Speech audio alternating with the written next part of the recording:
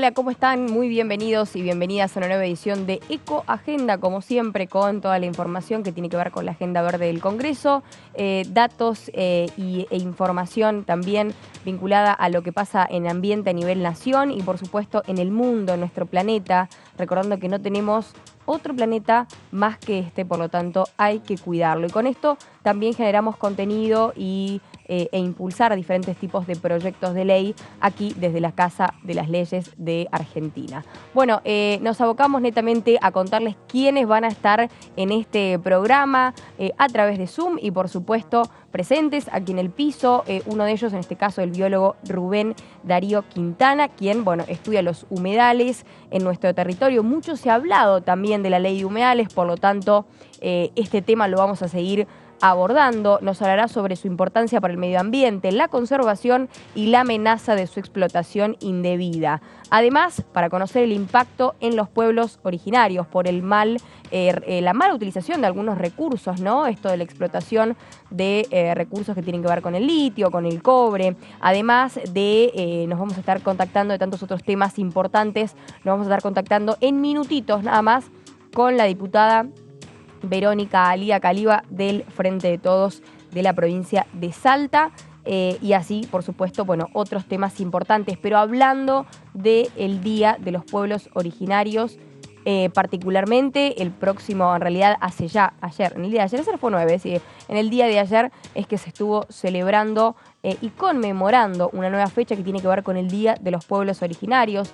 Y les voy a contar un poco de qué se trata, porque sabemos la importancia que ellos tienen en nuestra tierra, sobre todo para considerar un viaje en el tiempo sobre sus culturas, sobre sus costumbres, pero también actualmente cómo son los pueblos originarios y qué significan en nuestra vida, en nuestro ambiente, en nuestra sociedad misma. Los pueblos indígenas, con su arraigada conexión espiritual y cultural con la tierra, han desempeñado un papel fundamental como guardianes del medio ambiente. A lo largo de generaciones desarrollaron una sabiduría ancestral que refleja su profundo respeto por la naturaleza y una comprensión única de los delicados equilibrios de los ecosistemas. Un aspecto distintivo de estos pueblos originarios es su conocimiento profundo en las prácticas agrícolas y ganaderas tradicionales que han demostrado ser respetuosas con el entorno. Estas prácticas están arraigadas en la observación cuidadosa de los ciclos naturales, lo que le permite aprovechar los recursos de manera eficiente sin causar daños irreparables. Así es como su enfoque en la conservación de la biodiversidad vegetal y animal ha contribuido a la preservación de especies y hábitats únicos. Más de 370 millones de personas en el mundo integran comunidades aborígenes. Sin embargo, padecen la exclusión en sus propios territorios y son víctimas de varios delitos ambientales. En un mundo moderno, en constante cambio, la sabiduría de los pueblos indígenas sigue siendo relevante y valiosa. Sus prácticas tradicionales y su profundo respeto por la tierra son ejemplos inspiradores de cómo podemos cuidar y preservar nuestro medio ambiente. Para las generaciones presentes y para las futuras, reconocer y valorar sus conocimientos y perspectivas es esencial para forjar un futuro sostenible y en armonía con la naturaleza. Así es que, bueno, celebramos un nuevo Día de los Pueblos Originarios y así también, bueno, hace muy poco, a principios de este mes, tuvimos lugar el Día de la Pachamama. Bueno, seguimos también considerando estas fechas tan importantes, pero para eso tenemos que ser conscientes del cuidado ambiental. Nos vamos ya mismo a una comunicación vía Zoom. Está la diputada del Frente de Todos por la provincia de Salta, Verónica Caliba. Gracias, diputada, por esta conexión tan importante con nosotros, con Diputados Televisión, con Ecoagenda. ¿Cómo le va? Muy buenas noches, muy bien. La verdad que muy contenta de escuchar esta introducción que hacías y esta mirada sobre la necesidad de preservar y de cuidar nuestro ambiente, nuestros entornos y también, por supuesto, a las comunidades indígenas que habitan en todos esos territorios ancestrales que tenemos a lo largo y ancho de nuestro país, y nosotros aquí en la zona norte del país, que son territorios ancestrales milenarios, ¿no? Más de 5.000 años de estas culturas que tanto aportan, que son tan valiosas, tan ricas, de las que no paramos de aprender justamente en esto que es el cuidado de la vida. Seguro.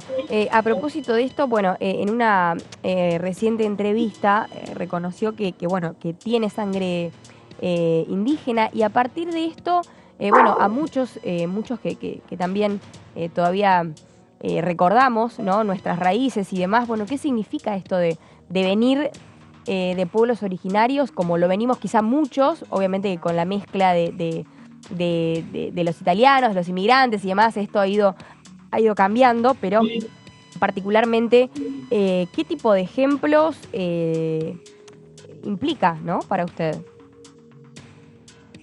No, yo creo que efectivamente todas y todos tenemos en nuestro ADN, en nuestras raíces, en nuestro origen, en la sangre que corre por nuestras venas, sangre indígena, originaria de toda esta gran América en la que nosotros vivimos, habitamos, que es la Patria Grande, y que en otro tiempo, bueno, estuvieron en nuestros pueblos preexistentes a todo el proceso colonial que se dio de colonización y después de lucha justamente contra esa colonización que ha sido salvaje y que se resistió, que se luchó y que después dio marco desde nuestros pueblos y nuestros revolucionarios libertarios a poder construir nuestra nación y los estados que hoy conocemos como Argentina, como Bolivia, como Chile, como Perú y hasta México y por toda América.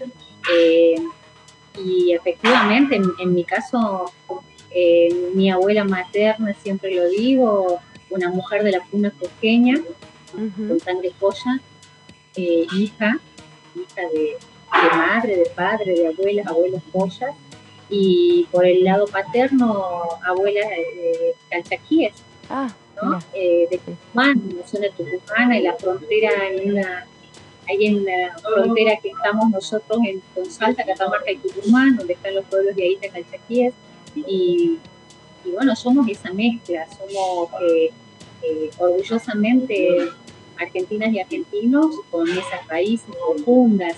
Y después tengo un amor y un vínculo muy fuerte con el pueblo guaraní, con el pueblo huichí, por supuesto, y hoy todos los pueblos están hermanados en la defensa del cuidado de nuestro ambiente, de la casa común, de nuestra madre tierra, de la Pachamama. Qué increíble porque aparte también pensando en esto que usted menciona, cómo desde la etapa de la colonización, de alguna forma, se intentó acabar completamente con las tradiciones, con las culturas, y con esto me refiero puntualmente también a las tradiciones en los cuidados de la tierra, ¿no? Digo, de qué forma también los pueblos originarios son cuidadores y preservadores del ambiente, y por eso también este espíritu de lucha.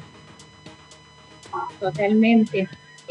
Guardianes de la tierra, de los montes, de los bosques, de esa inmensidad que es nuestra cuna, y además guardianes de sus culturas y de sus lenguas madres, sobre todo las mujeres guardianas de esas lenguas que van transmitiendo a sus hijas e hijos, y que efectivamente desde este pensamiento occidental que pretende borrar, ¿no? Que con la colonia se intentó borrar a sangre y fuego, no lo han logrado, y que todo lo contrario, se crearon muchos mecanismos de defensa y de cuidado para poder preservar lo más valioso que tiene un pueblo, que es su lengua, y a partir de allí poder gestar su cultura.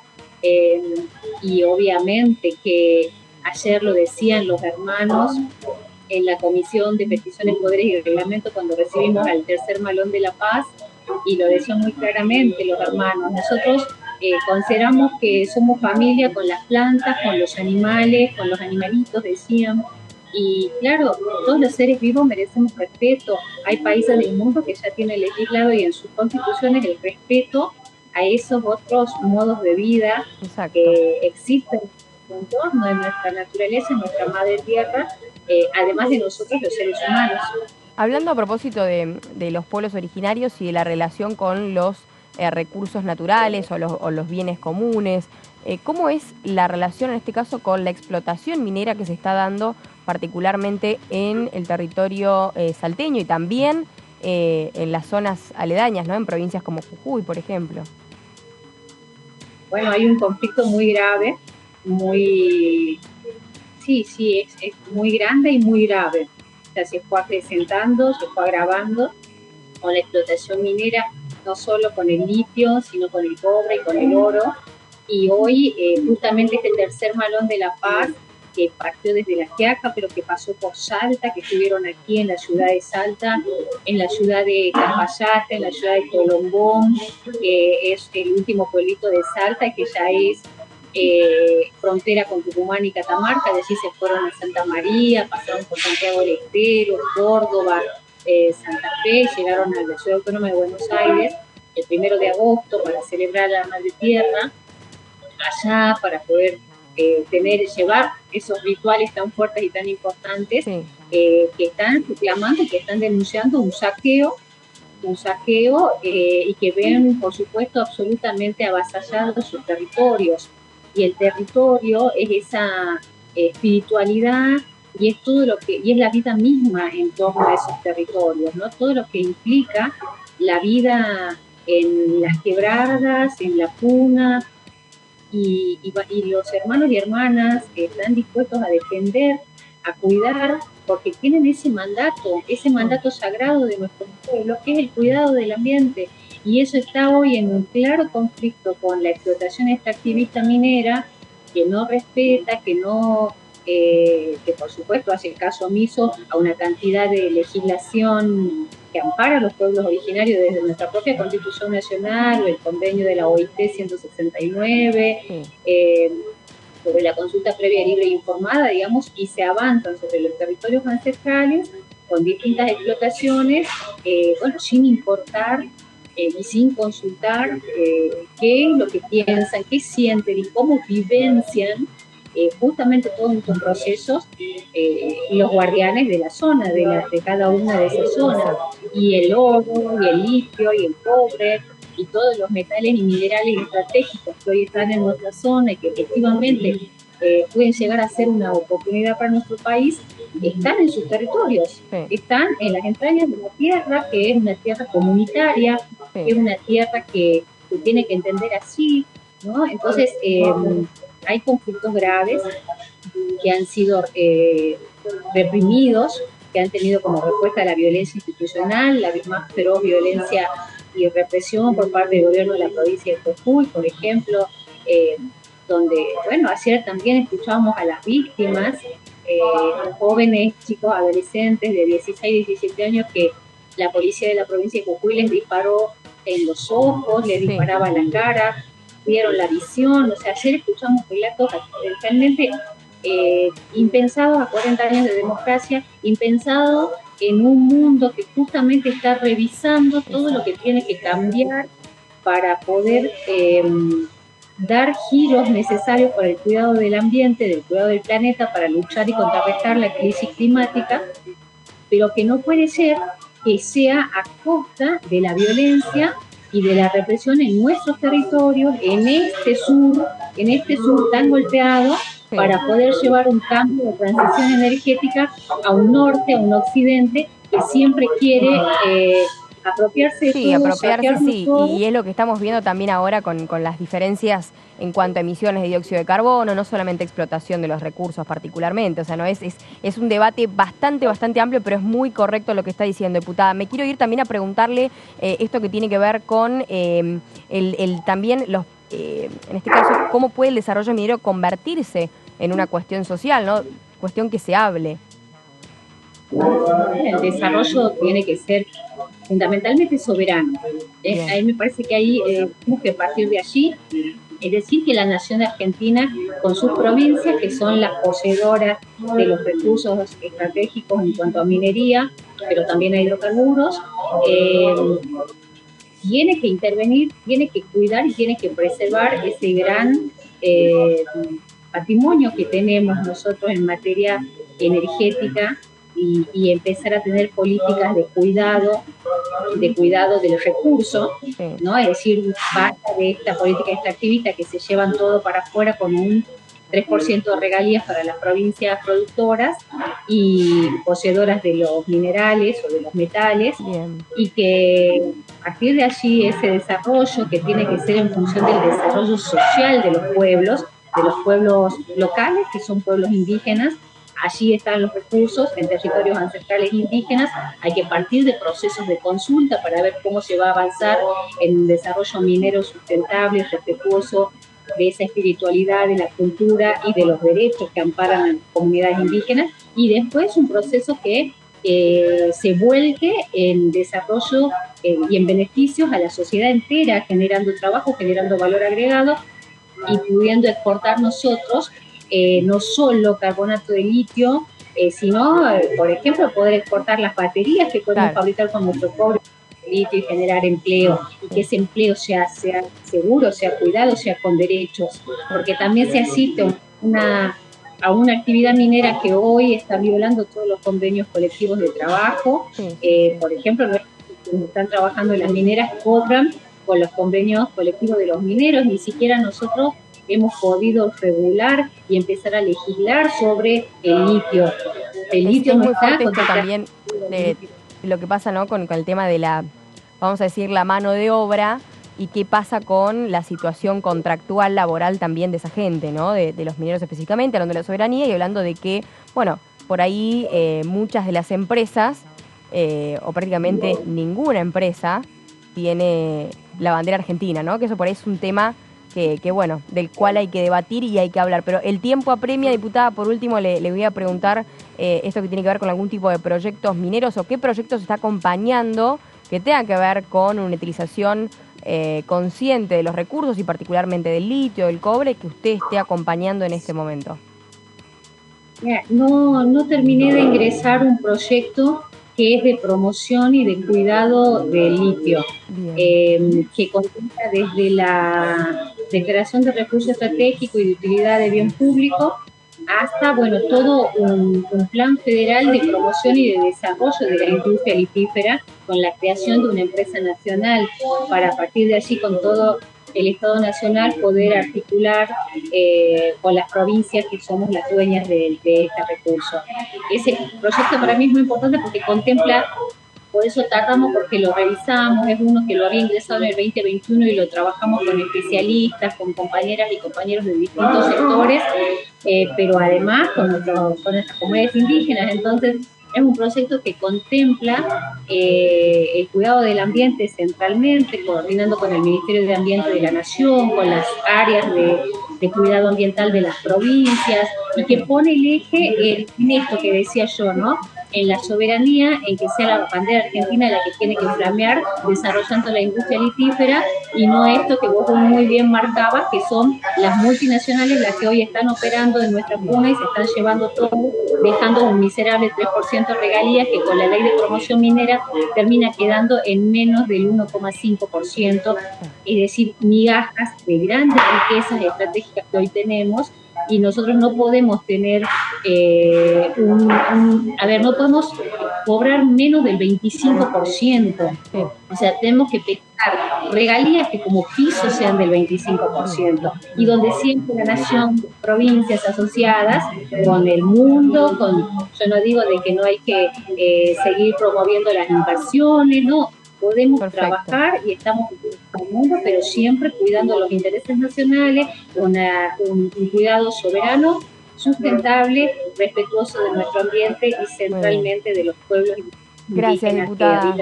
Le agradecemos de verdad por la comunicación. Le volvemos a pedir disculpas porque el tiempo realmente apremia en esto de la televisión, pero bueno, seguramente vamos a tenerla en cuenta y presente para los próximos programas. Le mandamos un cariño muy grande. Hasta la próxima.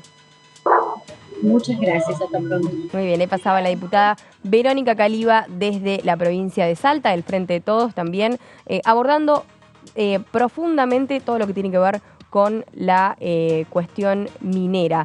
Bueno, momento de hacer pausa, quédate con nosotros porque a la vuelta tenemos mucho más ecoagenda y mucho más materia ambiental para vos.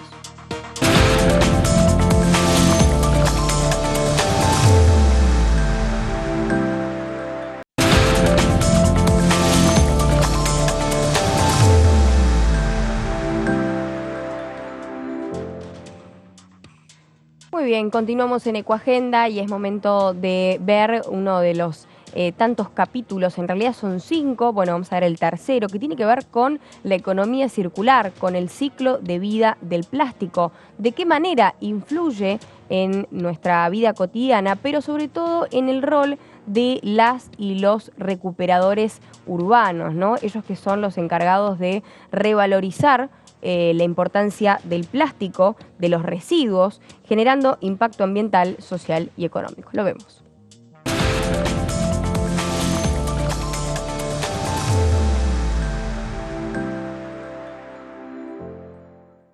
¿Quiénes son los encargados de separar y gestionar los residuos en los centros ambientales?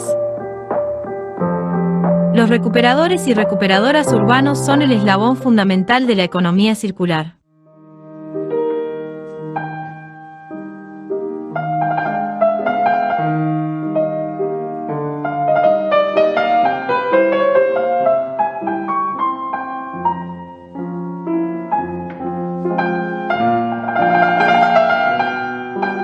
Quienes ponen el cuerpo para tener un ambiente más sano y reinsertar el plástico y los materiales reciclables a la industria, agregando valor.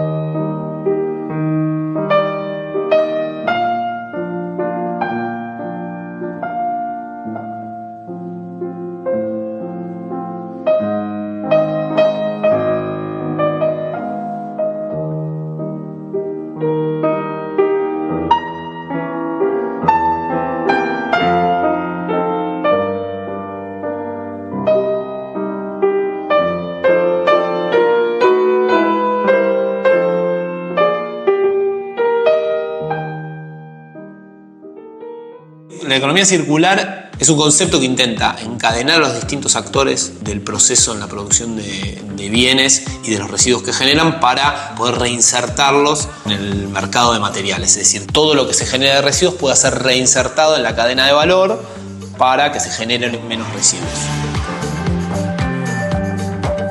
Empecé a reciclar de los 16 años porque mi mamá era, antes le decíamos ciruja. Así que de ese entonces vengo con el reciclado. Antes reciclábamos con las manos porque no había medio de uso protectores. Así que lo hacíamos a cielo abierto con las manos. Se calificaba, se sacaba el plástico, el papel, el bronce, cobre, todo a base así a las manos. Trabajábamos como podíamos porque no había una protección.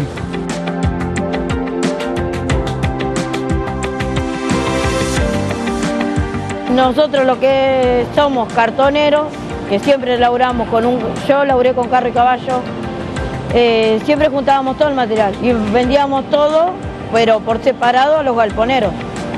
Ahora nosotros lo hacemos acá, clasificándolo y dándole otro valor, para no tener intermediario con un galponero.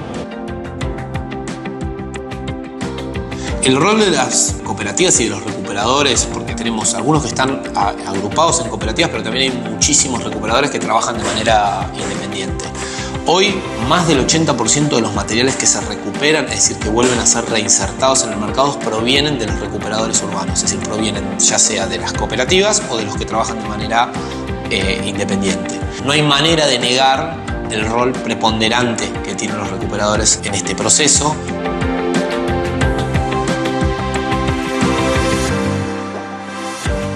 Los galponeros son lugares que los que tienen plata hacen galpones para comprar el material a los compañeros. Acá le compran a los compañeros que no están organizados, que son compañeros independientes. Nosotros acá sí estamos organizados dentro de la planta y tenemos en la calle tenemos compañeros organizados. Pero los que son independientes van y le venden a un galponero y el galponero que tiene la balanza pinchada, siempre te están jodiendo con el pesaje, siempre te pagan menos, ellos dicen sí, te pagamos más en este material, pero en este otro material te están pagando menos cantidad de plata.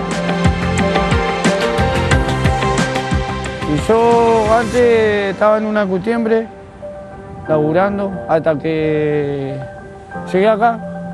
Tuve como 3 años parado y justo se me presentó esto. Y bueno, y acá aprendí. Aprendí ahí un poco de los materiales del plástico, cómo separarlo. Nosotros lo que hacemos acá es la clasificación de, primeramente, bazar, policarbonato y lo que es PP azul. El plástico hay que molerlo porque nosotros a la industria lo vendíamos antes como fardo a un precio.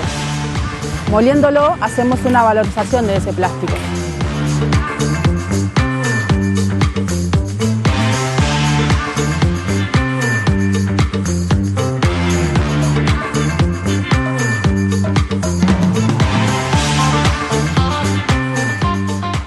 Hoy tenemos guante, tenemos la ropa que nos pide, que somos cartoneros, porque de ciruja pasamos a ser cartoneros, o recicladores, somos modernos ahora. Y bueno, tenemos la protección, hay más cuidado, más higiene.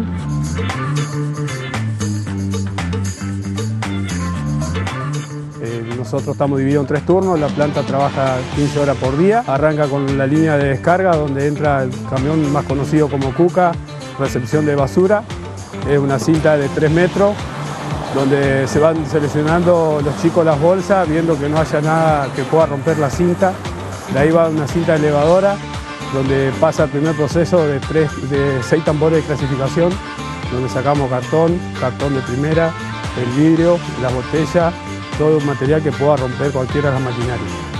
El tercer paso pasa al trowel, que es un cilindro donde rompe las bolsas y va sacando el material suelto a la cinta de clasificación, donde tenemos 11 personas de cada lado y cada cual va sacando un material distinto. Una persona saca el PET blanco, el otro saca el PET verde, el otro saca soplado, bazar, vidrio. Cada uno tiene un material para reciclar. Bueno, lo que hacemos acá es la clasificación para la alimentación a la molienda. La molienda es el proceso de todo plástico dentro del molino y de ahí se saca para la materia prima.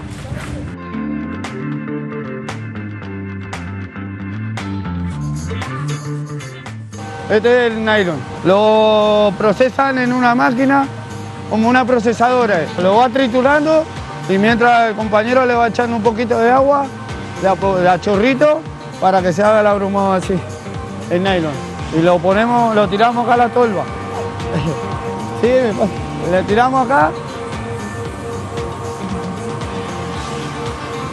Y esta máquina tiene un molinito chiquito que tiene calentadores y calienta y lo va derritiendo.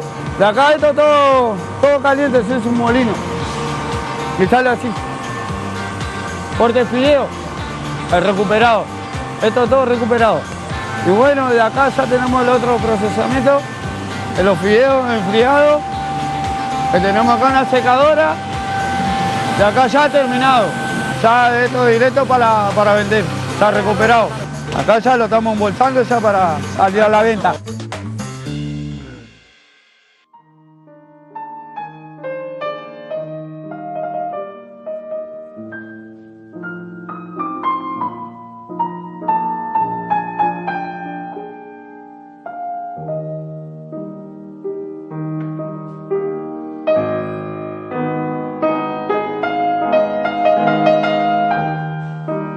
Estoy feliz porque se logró muchas cosas de que venimos peleando hace años. Gracias a la gente, gracias a que tomaron en cuenta que el reciclado, el ciruja, también somos trabajadores, porque gracias a nosotros se puede hacer otras cosas. Así que yo estoy agradecida y he cumplido un sueño que lo traigo de hace mucho tiempo, de ser con orgullo cartonera, ciruja, recicladora, lo que sea. Eso soy.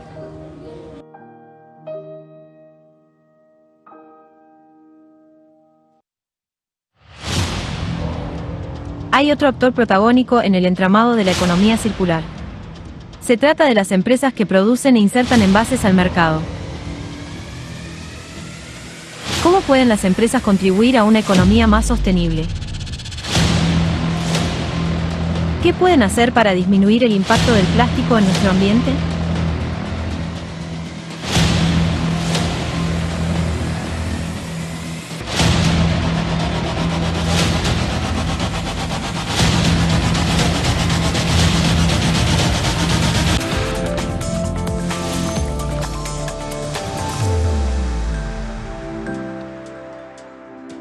Muy bien, bueno, es realmente interesantísimo este ciclo y entender cuál es la labor de aquellos que eran cirujas a lo que hoy, en este caso, son las y los recuperadores de residuos urbanos. Pero cambiamos de tema y nos vamos puntualmente a la importancia, esto que mencionábamos anteriormente, la preservación, del cuidado, de cómo conservamos los humedales, porque mucho hablamos de la ley de humedales, de los presupuestos mínimos, de lo que dice el artículo 41 de la Constitución, pero hay que ver cómo proviene y de dónde viene, en realidad de dónde radica la necesidad, la importancia de la preservación de los humedales, y con esto hace más de 6.500 años lo que hoy se conoce como Delta del Paraná era mar. Luego el agua fue cediendo territorio y así fue avanzando y expandiéndose el delta del Paraná, y con esto creciendo los ecosistemas también dentro de él. Hace más de 150 años o un poquito más, la intervención humana en este caso ha sido responsable de su explotación, tanto en cuidado como en lo contrario. Hay un tape muy importante para que ustedes vean y conozcan también cómo es que ha ido avanzando y de qué manera también influye seriamente el avance, en este caso de la sequía, y de cómo también tenemos que cuidar este territorio.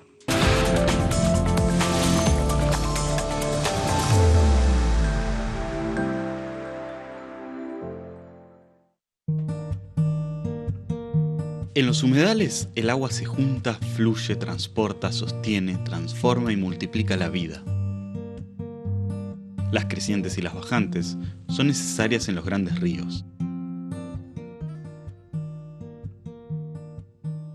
Pero, ¿qué pasa hoy, después de la bajante más prolongada de la que hay registro, que dejó sin agua a los humedales de la cuenca de los ríos Paraguay, Paraná y Uruguay?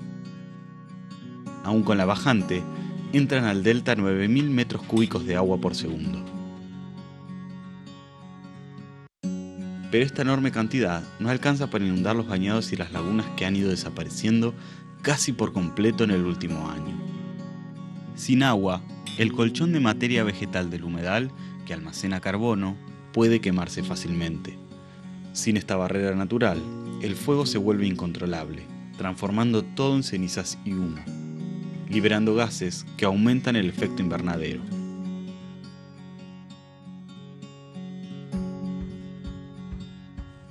Sin agua, los nutrientes que habitualmente usan las plantas del humedal ahora se concentran en el río, dando lugar al crecimiento de cianobacterias.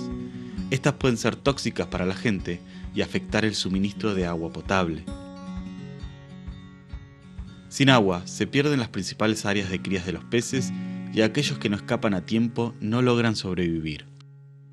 Los pescadores se quedan sin su principal medio de vida.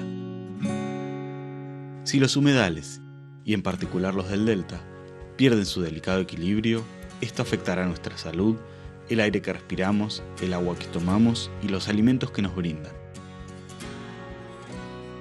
Necesitamos acciones para protegerlos y darles un uso sostenible.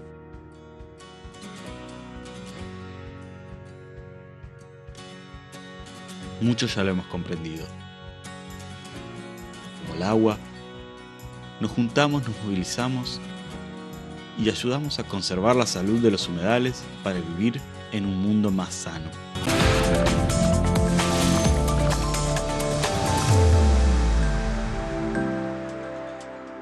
Y seguimos debatiendo la importancia de tener una ley de presupuestos mínimos sobre la conservación de los humedales, pero eso ahora lo vamos a volver a preguntar a un especialista en el tema. Estamos hablando de Rubén Darío Quintana, quien es licenciado en Ciencias Biológicas y doctorado de la Universidad de Buenos Aires. Realizó estudios postdoctorales en la Universidad de Harvard y en la sede para el estudio de los humedales mediterráneos de la Universidad de Valencia, en España. Su área de especialización es la ecología de humedales. Realizó realizando desde 1988 estudios en el delta del Paraná y en otros humedales fluviales de la Argentina. Actualmente es investigador principal del CONICET y director del Instituto de Investigación e Ingeniería Ambiental, así también presidente de la Fundación Humedales Wetlands International. ¿Lo dije bien? Muy bien.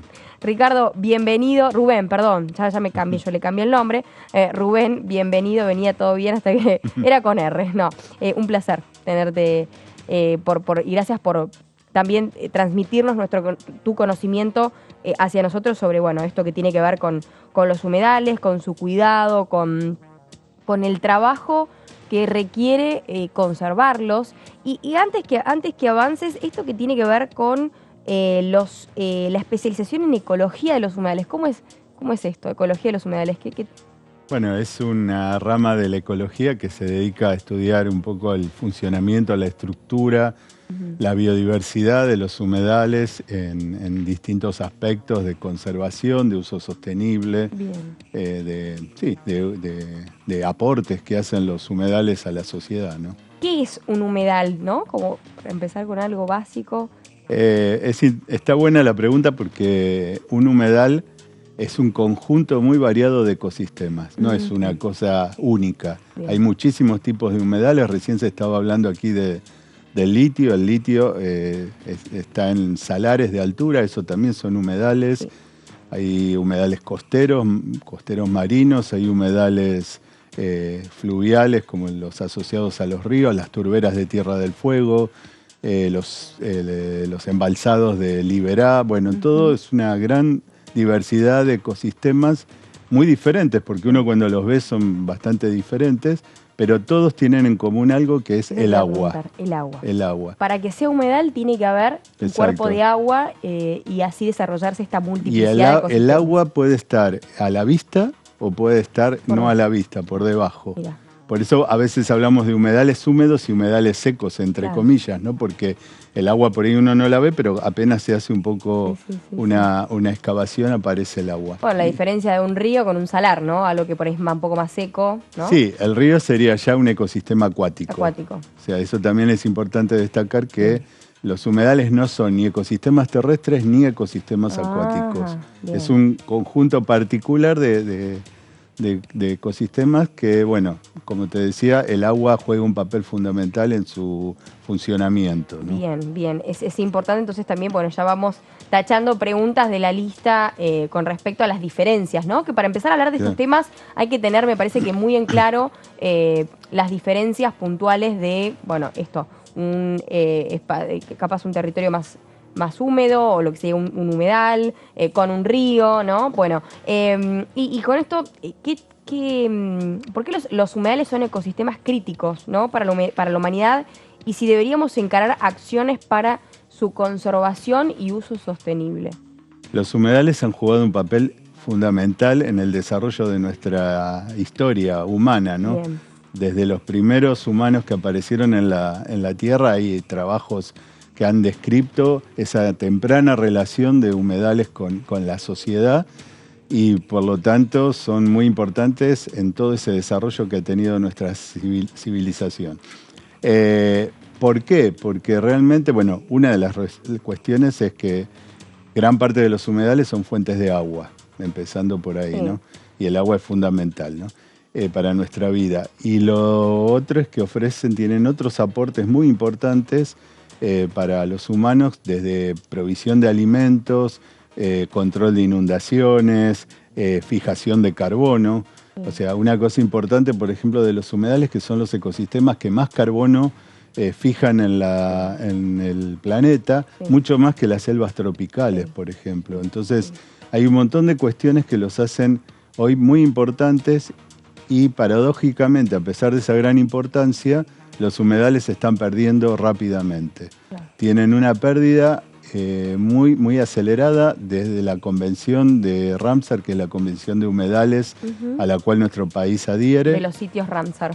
Los sitios es una cosa particular que tiene la Convención, que es la designación de humedales de importancia internacional. Bien. Pero por otro lado, la Convención, o los países que forman parte de la Convención, acuerdan una serie de políticas para la conservación de humedales.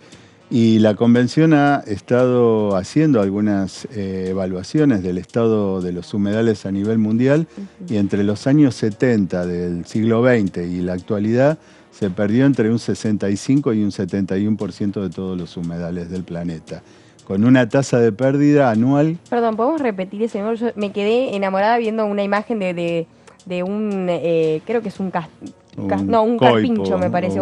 Coipo, no lo llegué a ver. Un coipo es chiquitito, ¿no? Sí. Pero me quedé anonadada con esa imagen, pero ¿podemos repetir la cantidad de los porcentajes de disminución?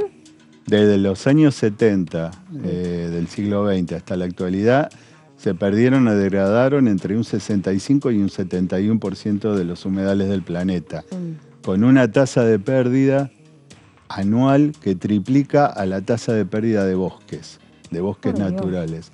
Con lo cual es una pérdida, yo siempre digo que es una pérdida silenciosa, porque en general estamos muy alerta y nos sensibilizamos mucho con la pérdida de bosques, de selvas, del Amazonas, pero los humedales los estamos perdiendo muy rápidamente.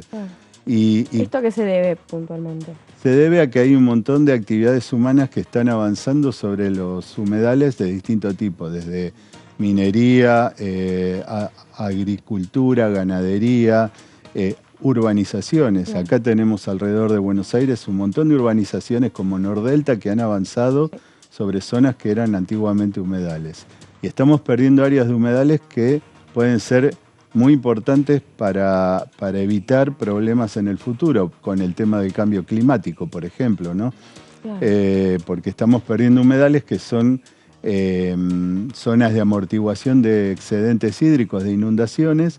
¿Y qué pasa? Ahora en este contexto de cambio climático cada vez hay eventos extremos de que hay mucha agua en muy poco tiempo. Si esas zonas donde amortiguaba la inundación no está, ¿dónde termina esa cantidad de agua, ese excedente de agua?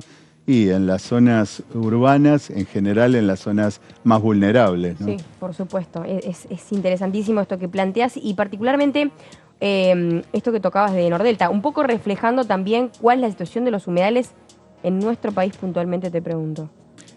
Nuestro país y nuestra región, lamentablemente, en ese mismo periodo de los años 70 ahora, la región del planeta que más perdió humedales es América Latina y el Caribe, con un 58% de disminución. Bien. Y nuestro país, lamentablemente, si bien hasta hace unas décadas atrás tenía humedales en bastante buen estado de conservación, en los últimos tiempos ha habido un retroceso muy importante, lo vemos claramente en la zona donde yo trabajo, que es el Delta. Por ejemplo, hoy en día el Delta tiene 1.750.000 hectáreas más o menos. De ese total hay más de 240.000 hectáreas que ya han sido indicadas, o sea, se han hecho grandes diques, polders, y cuando se hace eso, el humedal desaparece. Entonces tenemos más de un 12% del delta ya transformado, pampeanizado, como se dice.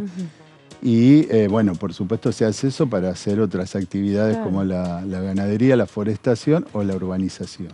¿Qué importancia y qué puede aportar en el país, que el país en realidad pueda tener una ley de presupuestos mínimos para la conservación y el uso sostenible de los humedales, reflejándonos en esto que vos estás diciendo? Lo primero para mí importante es que es una ley de presupuestos mínimos que establece estándares mínimos de conservación y de uso sostenible que deberían ser. Te hago una pequeña pausa ahí. Sí.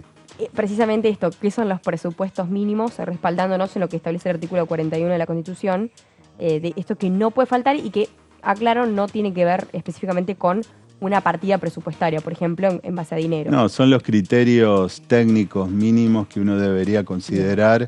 Por ejemplo, en cuanto a factores como mantenimiento de la calidad de agua, de sostenimiento del régimen hidrológico, hablando de humedales, sí.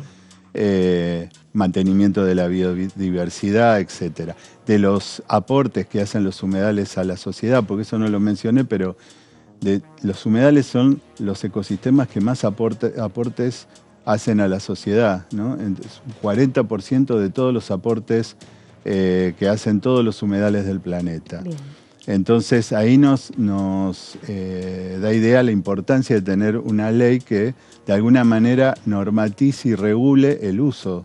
O sea, nadie dice que los humedales no se pueden usar o no se pueden utilizar para algo, pero hay que hacerlo con determinados estándares. No podemos permitir un uso de un humedal bajo criterios de un ecosistema terrestre como el pampeano. Claro, sí. Entonces, si yo lo que hago es un dique... Sí, de un activismo incesante. Exacto. Que tampoco pueda tener retorno, no sé si estoy usando bien la palabra, pero digamos que sea irrecuperable, sí, ¿no? Debe ser de alguna forma sostenible y equilibrado. Y ahí me das pie a otro punto que para mí es fundamental y que lo he dicho en la Cámara de Diputados en una de las reuniones que hubo por la ley de humedales, que es que no estamos hablando de conservar humedales solamente por la biodiversidad. Nuestro país es un país que es escaso en agua, en recursos hídricos. 2/3 del país son tierras secas, o sea, donde hay déficit hídrico. Los humedales son fuentes importantes para mantener esa provisión de agua y sobre todo en este contexto de cambio climático. Entonces tenemos que pensar que estamos hablando de conservar humedales porque estamos hablando también de conservar agua a través de la conservación de los humedales. Bien, es un tema importante. Y por último, bueno, ¿cuáles son los aportes desde la academia y los organismos de ciencia y tecnología que pueden aportar a las políticas públicas y a la gestión también de estos ecosistemas, ¿no?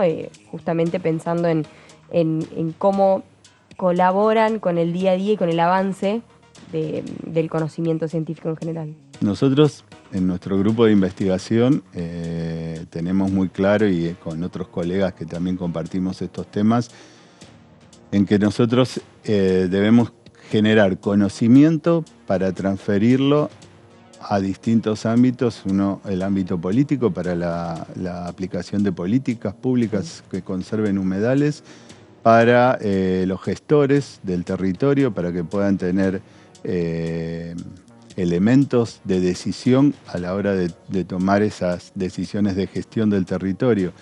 Entonces nosotros, por ejemplo, en colaboración desde el CONICET y desde la universidad, en mi caso de la Universidad de San Martín, hacemos trabajos, por ejemplo, con la Fundación Humedales para justamente hacer esa articulación entre la academia y el ámbito y distintos ámbitos de la sociedad, por ejemplo, con el sector productivo.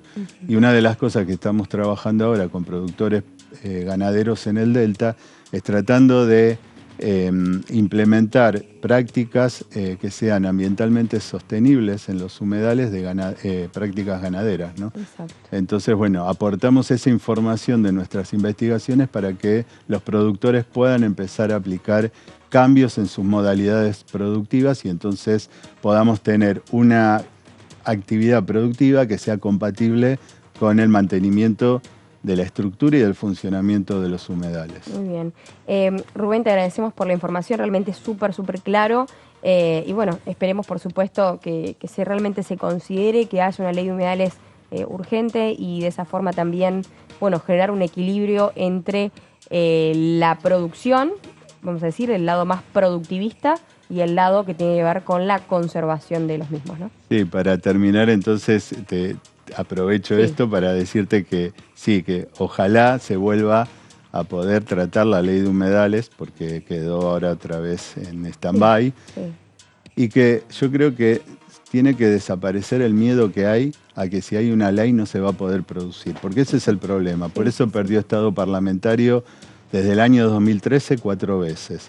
Entonces tratemos de sentarnos, discutir todo lo que haya que discutir, pero pensando que esto es para bien de todos y no para afectar a un sector en particular. Por supuesto. Gracias, Rubén. No, gracias a ustedes. Ahí pasaba entonces Rubén Quintana, quien es especialista en humedales, investigador superior del CONICET, con todo su conocimiento, que por supuesto agradecemos desde Ecoagenda.